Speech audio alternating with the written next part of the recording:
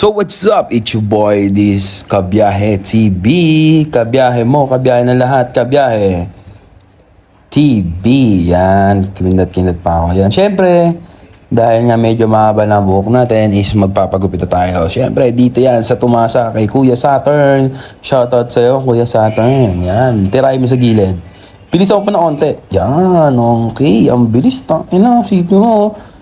Halos pang-apat ako sa customer. Pero lintik naman talaga. Bilis talaga. Talaga namang di ka mag-aantay na matagal.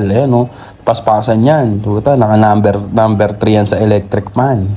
Ganon katindi. Yan, syempre, para maging fresh na fresh tayo sa mata ng mga customer natin. Yan. Hindi yung mukha tayong barubal. Diba? Kasama sa personal hygiene natin yan. Pagpapagupit, maligo. Yan. Syempre, yung pag-aahit, parang nagtatrabaho na rin tayo niyan. Pero syempre, presentable pa rin tayo. Yun, bilis talaga. Grabe, putik. Parang split of seconds lang yung gupit sa isang angulo, yo. Tayo na, bilis niya. Nanonood pa kami ng TV niya, partida. Nakapanood pa siya niya, pero ang bilis. Konti na nga lang, umusok yung razor So, sobrang bilis ng mga ganap. So, yan. Kung gusto niyo magpagupit sa kanya, syempre, aircon na, komportable. Dito yan sa General Luna, Tumasa Subdivision, Barangay Ususan. Yan. Main road lang. Along the road. Kuya Saturn Barbershop. Yan. So, check out nyo sana yung mga video natin. Siyempre, may mga bago tayong video na upload. Kung papanoodin mo, salamat. Kung hindi naman, salamat pa rin. Yan. Diba?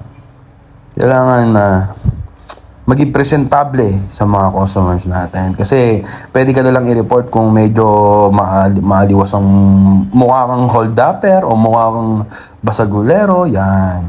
Siyempre, baka ma-report tayo. Nasa pa simpleng dahilan, mare-report ka pa. Yan. So, lagyan natin ng onting music, siyempre, para kahit pa paano, hindi ako maubusan ng sasabihin. Yan. Ito yun,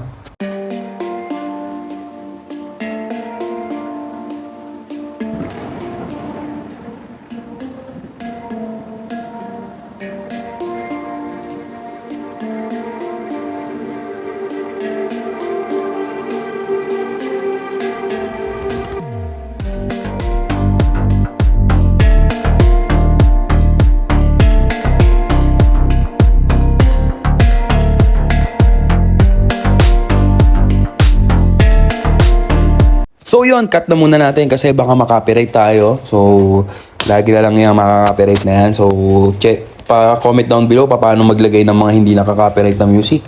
Yan. So, yun, papag-usapan naman natin. Meron akong isang tinulungan natin, kabiyahe natin, syempre. Sa may bandang may kawayan or papuntang Philippine Arena.